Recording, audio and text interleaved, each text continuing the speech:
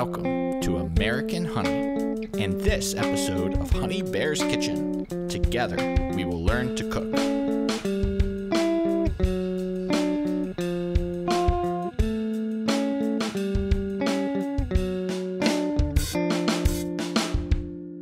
Welcome to Honey Bear's Kitchen. I'm Honey Bear and I'm happy to have you here. This morning we're doing breakfast. We're going to do German pancakes. Every culture in the world has something to contribute, something to add to make this world such a special place.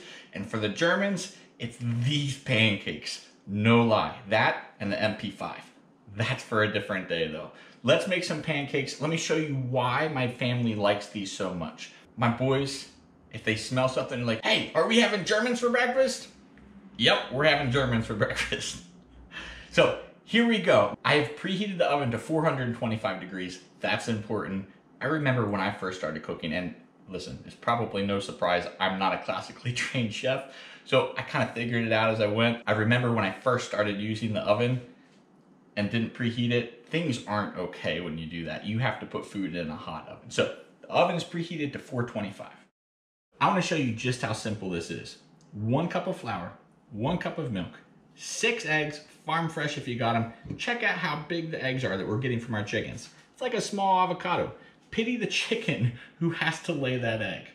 1 stick of butter, and see, now you're starting to understand what makes these so good. The Germans really had it figured out, right? Like, add a stick of butter to anything and it makes it more awesome. A 1/4 teaspoon of vanilla and a sprinkle of cinnamon, just like a... So let's get it mixed up. Just a helpful tip. I figured something out the hard way. You want to put the eggs in first, because if you put the milk in first and then crack the eggs in, if you drop a shell in, you can't find the shell. So eggs first.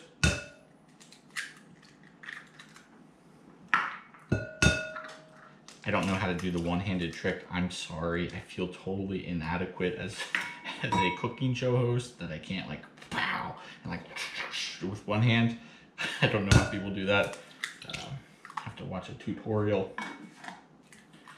Here we go. All right, so the eggs are in. You add the milk.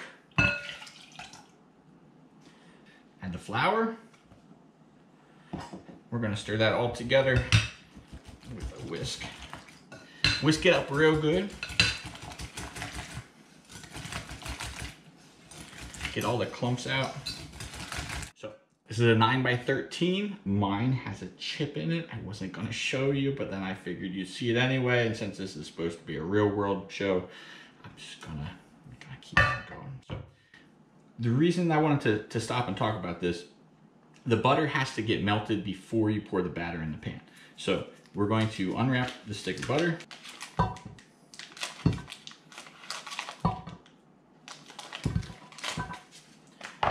And then we're going to pop that in the oven.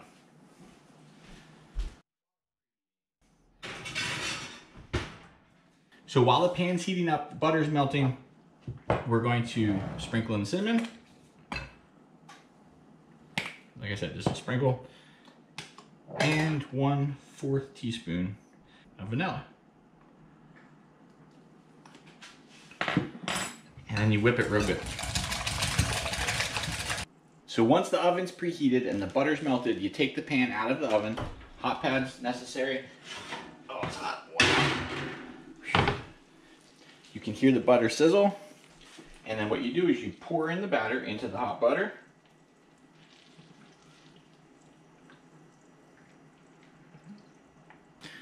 And you put the pan back in the oven.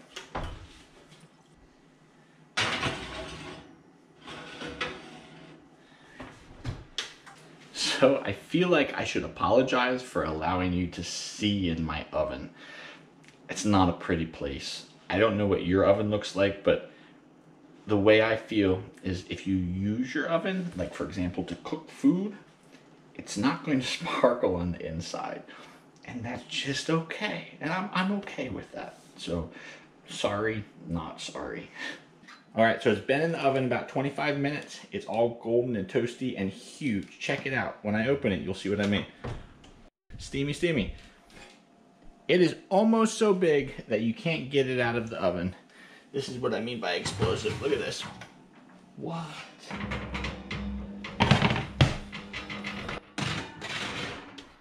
Look how beautiful that is.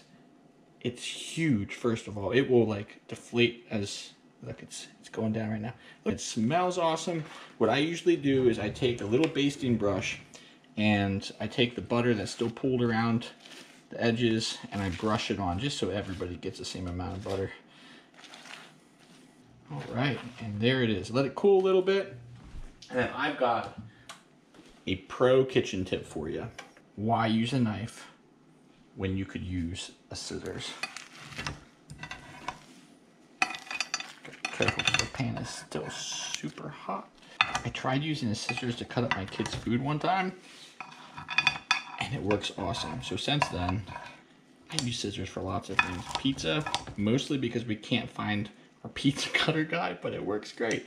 So let's put it on right here.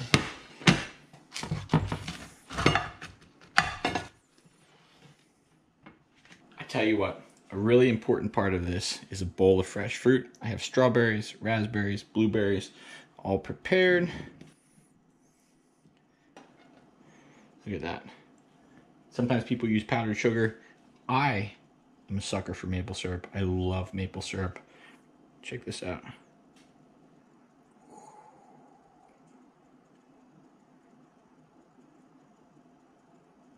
All right, there you have it.